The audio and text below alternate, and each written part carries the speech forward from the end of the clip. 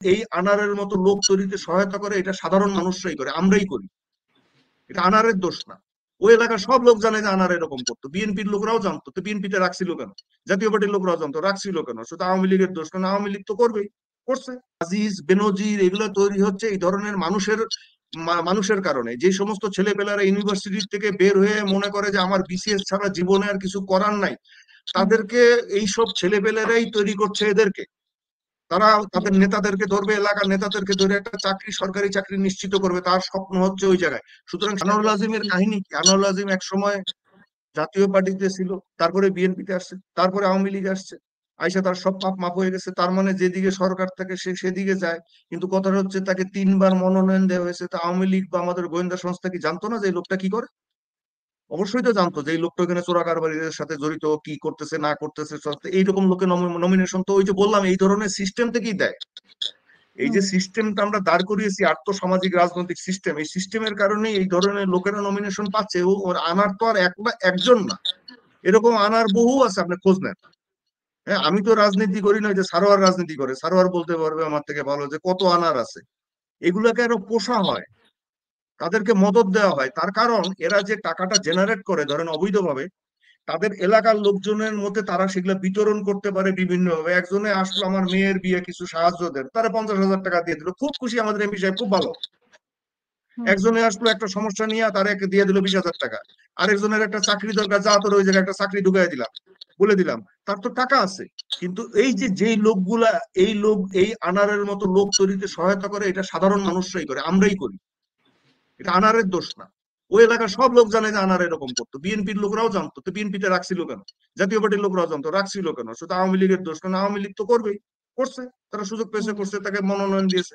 এখন কথা হচ্ছে যে আমাদের যে গোয়েন্দা সংস্থাগুলো আছে, তারা তো মানে সবকিছুই দেখে। আনার যে এরকম করতেছিল, তারা খবর পায় নাই? নিশ্চয়ই পেয়েছে। তারা হয়তো রিপোর্ট গুলো ঠিক মতো দেয় না, আবার দিলেও রাজনীতিবিদরা দেখে নাই, কেন? তারাও চায় যে এরা থাকুক। এটা চক্র, ইট ইজ এ সাইকেল। আপনি যতক্ষণ পর্যন্ত এই ধরনের মন মানসিকতা সাধারণ মানুষের চেঞ্জ না হবে, একটা আপনি আপনি আমি একটা আরো একটা উদাহরণ দিই। একবার কোরবানির ঈদের একদিন পরে আমি এবং আমার স্ত্রী মালয়েশিয়া থেকে আমরা আসছি কুয়ালালামপুর এয়ারপোর্টে, আপনার বোর্ডিং ব্রিজের ওখানে 10 কি 12টা ছেলেকে পুলিশ নিয়ে এসে তাদেরকে গার্ড দিয়ে বসালো। আমি দেখি সবগুলা ছেলে পেলে কাঁদছে। তা আমার স্ত্রী জিজ্ঞেস করলো যে আপনারা কাঁদছেন কেন? তা আমার ওই পাশে যে বসা ছিল, সেই ছেলেটার বাড়ি ছিল আমার নানার বাড়ি মুন্সিগঞ্জের ওখানে। সে বিএ পাস একটা ছেলে। ওকে কি, সে ঈদের আগে সে মালয়েশিয়াতে গিয়েছে ট্যুরিস্ট ভিসা নিয়ে, তাদেরকে ট্যুরিস্ট ভিসা দালালরা করে দিয়েছে, 5 লাখ করে টাকা নিয়েছে। এটা 2017 সালের কথা বলছি। 5 লাখ করে টাকা নিয়েছে একটা ট্যুরিস্ট ভিসা করে দেওয়ার জন্য। ট্যুরিস্ট ভিসা করে নিয়ে সে গেছে, বলে কি এখানে আনার পরে এয়ারপোর্টে আটকে রাখছে, ঈদ ছিল বলে ফেরত পাঠাইতে পারে না, ঈদের পরে ফেরত পাঠাই দিচ্ছে, ডিপোর্ট করতেছে। আমি কিন্তু ওই দালালের দোষ দিব না। আমি বাংলাদেশের এই যে ভিতর দিক দিয়ে গেছে, কারো দোষ দিব না, আমি দোষ দেবো ওই লোকটা। আমি কখন ওই ছেলেটাকে বললাম যে তুমি একটা বিএ পাস করা ছেলে, তুমি গ্রামের জমি বিক্রি করে 5 লাখ টাকা দিয়ে তুমি মালয়েশিয়াতে একটা শ্রমিকের কাজ করতে এসছো। তুমি এখানে ঠিকমতো ইংরেজি জানো না, কিছু জানো না, শ্রমিকের কাজ করতে হবে। তুমি 5 লাখ টাকা দিয়ে কিছু দিয়ে তুমি তো গ্রামের মধ্যে, মুন্সিগঞ্জ একটা সচল জায়গা, আমার নানার বাড়ি, আমি জানি, তুমি একটা নর্মাল একটা ওই ফ্লেক্সি লোডের দোকান টোকান দিয়ে বসে থাকলেও মাসে 20-25 হাজার টাকা ইনকাম করতে পারতা, বাড়িতে বাবা মার সাথে থাকতে পারতা। তুমি কেন যাচ্ছ ওখানে? আপনি খোঁজ নেন, দেখেন এরকম কিন্তু মানুষও অনেক যাচ্ছে। আপনি দোষ কাকে দিবেন? অনেক অনেক আমরা সবাই চাই এরকম করে, মানে মিডল এক ইস্ট একটা বলেন, হুজুগ হুজুগ হুজুগ হুজুগ হুজুগে হুজুগের দিকে যাচ্ছি। তো এখন এই আজিজ বেনজির এগুলো তৈরি হচ্ছে এই ধরনের মানুষের কারণে। যে সমস্ত ছেলেপেলারা ইউনিভার্সিটি থেকে বের হয়ে মনে করে যে আমার বিসিএস ছাড়া জীবনে আর কিছু করার নাই, তাদেরকে এইসব ছেলেপেলেরাই তৈরি করছে এদেরকে। তারা তাদের নেতাদেরকে ধরবে, এলাকার নেতাদেরকে ধরে একটা চাকরি, সরকারি চাকরি নিশ্চিত করবে, তার স্বপ্ন হচ্ছে ওই জায়গায়। সুতরাং সেও আবার ওই সিস্টেমটাকে দাঁড় করাচ্ছে, সে এই যে এই সাইকেলটাকে তৈরি করছে। পৃথিবীর কোনো জায়গায় এরকম নাই যে এরকম ভাবে সাইকেল তৈরি হয়। আমাদের দেশের আমাদের সব মানুষ মিলে আমরা এই সাইকেল তৈরি করেছি। ধরেন আমাদের অনেক আমি যখন সাংবাদিকতায় ঢুকেছি, তখন আমি দেখতাম যে ঢাকা বিশ্ববিদ্যালয়ের শিক্ষক ছিলেন, তিনি সেগুলো ছেড়ে দিয়ে এসে সাংবাদিকতায় ঢুকেছেন।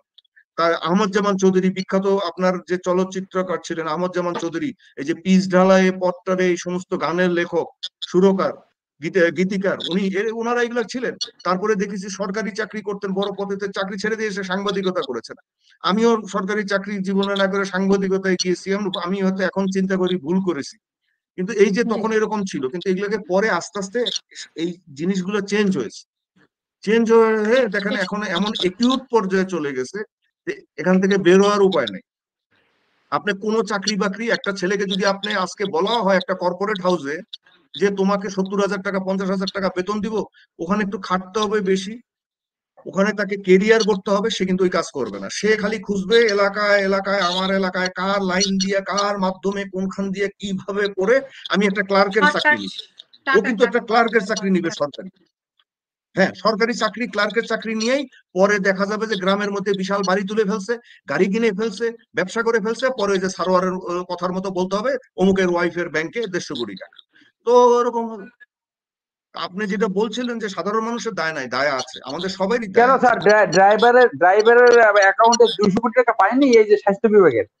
হ্যাঁ, তোরে ভাই, মানুষজন যখন এই যে এই কনসেপ্টটা, তুমি রাজনীতি করো কিসের এলাকার উন্নয়ন? শোনো, জেনারেল জিয়াউর রহমান এর কাছে একবার, উনি তখন প্রেসিডেন্ট হয়েছেন, অনেক কষ্টে বগুড়ার একটা প্রতিনিধি দল, উনি তো খুব কঠোর মানুষ ছিলেন, দেখা করতে এসছে। এটা আমি সিনিয়র সাংবাদিকদের কাছ থেকে শোনা আমার। তো যখন ওনাকে প্রশংসা কীর্তন করা শুরু করছে, জেনারেল জিয়াউর রহমান থামিয়ে দিয়েছে। তারপরে বলছেন যে স্যার, আমাদের এলাকা, আপনি তো ওই এলাকা থেকে প্রথম প্রেসিডেন্ট হলেন, আমাদের উত্তরবঙ্গে থেকে তো এই হয় নাই সেই হয় নাই, আমাদের এলাকার উন্নয়নের জন্য আপনি ঝাঁপাইয়া পড়েন। তখন জেনারেল জিয়াউর রহমান ধমক দিয়ে বলছিলেন, কিসের এলাকার উন্নয়ন? বাংলাদেশে যেই জায়গায় যেটা করা দরকার আমাকে সেটা করতে হবে। বগুড়ায় করতে হবে কেন? আমাকে যদি দরকার হয় যে শরীয়তপুরে আগে একটা ব্রিজ দরকার, আমি শরীয়তপুরে ব্রিজ করব, বগুড়ায় আগে করবো কেন? ওরা সবাই চুপ হয়ে গেছে। জি, এইটা, অনেক এই অনেক একটা লোক এরকম কনসেপ্টটা দিয়েছিলেন। তারপরে তুমি যে এই এই এলাকার এলাকার উন্নয়ন, আমার এলাকার এমপি খুব ভালো আমার জন্য কাজ করছে, এইটাই হলো দুর্নীতির একটা সূচনাগার এবং সূতিকাগার। এখান থেকেই সবকিছু, আনার তৈরি হয়, বেনজির তৈরি হয়, আজিজ তৈরি হয়, সব তৈরি হয় এখান থেকেই তৈরি হয়। অনেক। সেবেলাতে যে রিপোর্ট গুলো এসছে, যদিও আমাদের মাননীয় সেনাপ্রধান উনি এটার প্রতিবাদ করেছেন, উনি আমাদের সেনাবাহিনীর প্রধান হিসেবে অবশ্যই এটা প্রতিবাদ করবেন, আমাদের মোরাল, সেনা সদস্যদের মানে মোরাল মানে ঠিক রাখার জন্য, যাতে আমাদের সেনাবাহিনী বিপদে না পড়ে। কিন্তু কথাটা হচ্ছে যে আমি মানে আবারও বলি যে আমাদের সেনাবাহিনীর এই অফিসাররা যদি র্যাবে না থাকতো, তাহলে তো স্যারকে এই কথা আজকে বলতে হইতো না। তাহলে তো এই ডসেবেলও রিপোর্ট করতে পারতো না।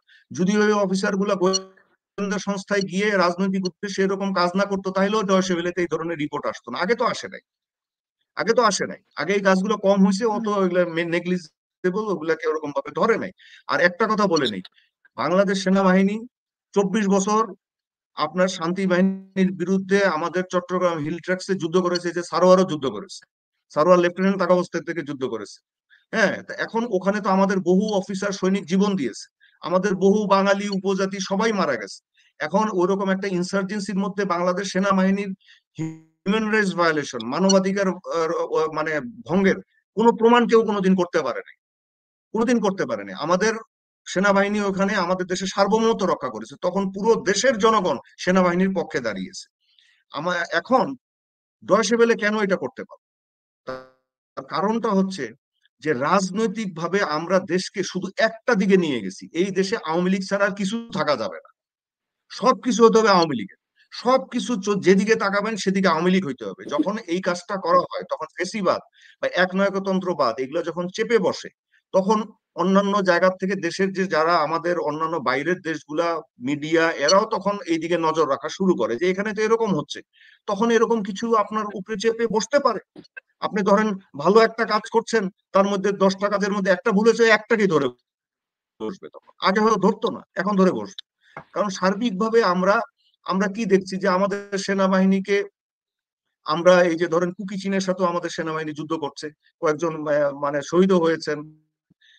আমি আমি বরং দাবি করতাম যে সরকারের উচিত ছিল এই যে সৈনিক বা যারা মারা গেছেন তাদেরকে রাষ্ট্রীয় মানে মর্যাদায়, পূর্ণ সামরিক মর্যাদায় আপনার দেশের মানুষের সামনে তাদের বীরত্বটাকে দেখিয়ে আপনার সমাহিত করা উচিত ছিল। তাহলে হয়তো মানুষ কিছুটা বুঝতো, কিন্তু সেনাবাহিনী কিন্তু তা করছে না। তারা ওই দিক থেকে তারা নিজেদেরকেই করছে না।